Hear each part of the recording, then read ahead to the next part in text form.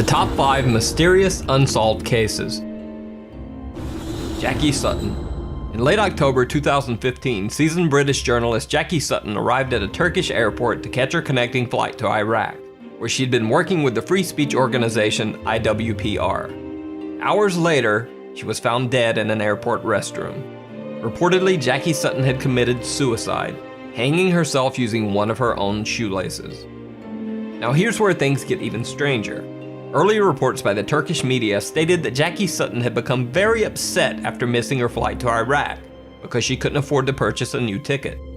However, later reports revealed that Sutton could have easily paid for a new ticket. She was found carrying over 2,000 euros and 2 credit cards. Even more suspicious, another security camera clip taken shortly before Jackie Sutton's death shows her carrying what appears to be a shopping bag containing purchases made at the duty-free shop in the airport. Critics have argued that it seems highly unlikely that Jackie Sutton would suddenly decide to do a bit of shopping shortly before committing suicide. So is Jackie Sutton's death a suicide or something more sinister? Let me know what you think in the comments below. Lars Matank. Lars Matank was a young German man who went on a holiday trip with friends to Varna, Bulgaria. While there, Matank was involved in a fight with some other tourists and suffered a ruptured eardrum. Because of the ear injury, Lars Matank was unable to fly, so he couldn't return to Germany with his friends.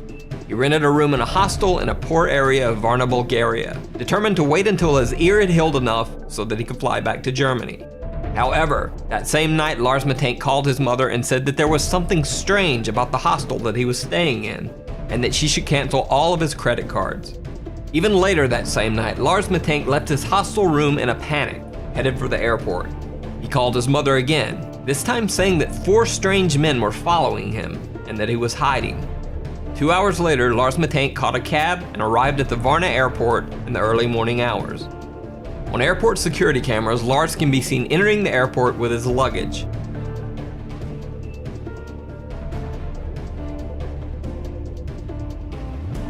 But minutes later, he is seen running from the airport in a panic, leaving his luggage behind.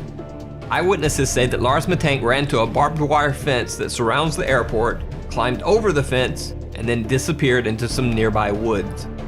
To this day, Lars Matank has never been found. His family asks that anyone with any info as to his current location contact them via their website or Facebook page. Brian Schaefer.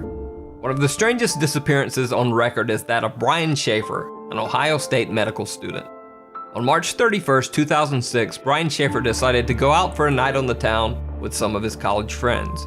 They met at the Ugly Tuna Saloona, an upstairs bar at Ohio State's South Campus. Brian can be seen arriving at the bar with his 2 friends. They're smiling and laughing as they exit the escalator to the second floor bar. Around 10 p.m., Brian called his longtime girlfriend, with whom he had planned a spring break getaway to Miami a few days later. Brian told her that he loved her and would see her soon. Brian's girlfriend said that the call was nothing out of the ordinary. Later, Brian Schaefer is seen again on security camera near the escalators, talking to 2 girls. He seems to say goodbye and then heads back into the bar. Brian Schaefer was never seen again. Security cameras covering the only exits of the Ugly Tuna Saloona bar do not show Brian Schaefer ever leaving. The only possible other exit would have been through an area of the bar that was under heavy construction at the time and closed off to the public. However, even if Schaefer had left through the construction area, there are multiple other security cameras in the bar's vicinity. None of these cameras picked up footage of Brian Schaefer ever leaving the bar.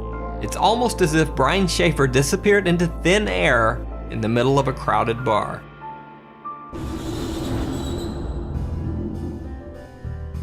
Alan Gill. On the evening of February 23, 2014, Alan Gill took a strange trip through Cornwall, England.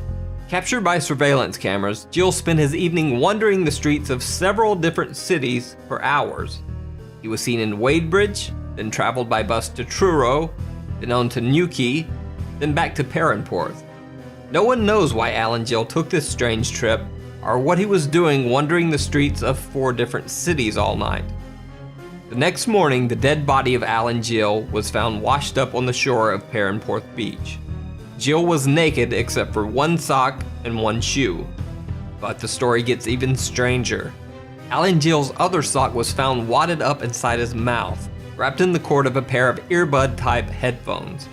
Near his body was a black jacket containing a wallet with 95 British pounds, but his bank cards, credit cards, and ID were missing. However, the wallet contained a single bizarre picture: Alan Gill as a child. Even stranger, the jacket the wallet was found in was not the one that Alan Gill had been wearing on the night of his death. Initially, Alan Gill's death was thought to just be a very strange suicide. However, an autopsy revealed multiple unexplained injuries to Alan Gill's right hand, chest, and head. Police ruled the death as suspicious. The case still remains unsolved, and no one knows exactly what happened to Alan Gill. The Jamison family. One of the most bizarre disappearances in recent history is that of the Jamison family of Eufaula, Oklahoma. Pastor Gary Brandon claims that the Jamisons told him that their home was haunted by angry spirits. The Jamisons said that they had made contact with the spirits of a dead family in their house, and that their 6-year-old daughter Madison often talked to the ghost family's child. The Jamisons said that 2 of the ghosts were called Emily and Michael, and that one of the apparitions had wings like an angel. Allegedly fearing for the safety of his family, Bobby Jamison had asked Pastor Brandon if there were quote-unquote special bullets that he could use to fight off the intruding spirits.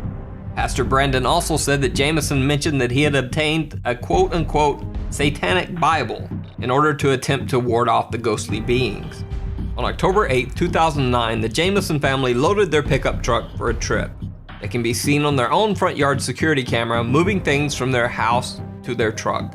Bizarrely, the family seems to be in some sort of daze or trance-like state, making dozens of trips back and forth from the house to the truck, but never talking to each other once. After loading the truck, the Jamisons pulled out of the driveway and were never seen alive again. 8 days later, the Jamisons' pickup truck was found by the side of the road. Locked inside the truck were the Jamisons' wallets and IDs, their cell phones, and $32,000 cash. Also locked inside the truck was the family's small dog, which was nearly dead from starvation. A massive statewide search was launched for the family over the next 8 months, but nothing was found. Multiple theories were circulated. One that Bobby and Sherilyn Jamison had been meth users and had been involved in a meth deal gone bad. This theory would also explain their trance-like state in the final video of the family.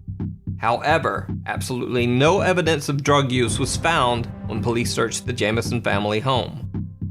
4 years after the Jamison family's disappearance, deer hunters stumbled across some skeletal remains in a remote area of the Eufaula Mountains, less than 3 miles from where the Jamisons' truck had been found. The bodies were forensically identified as the remains of the Jamison family. However, the bodies were so badly decomposed that no cause of death could be determined. The reason for the Jamison family's strange behavior and the cause of their death remains a mystery to this day.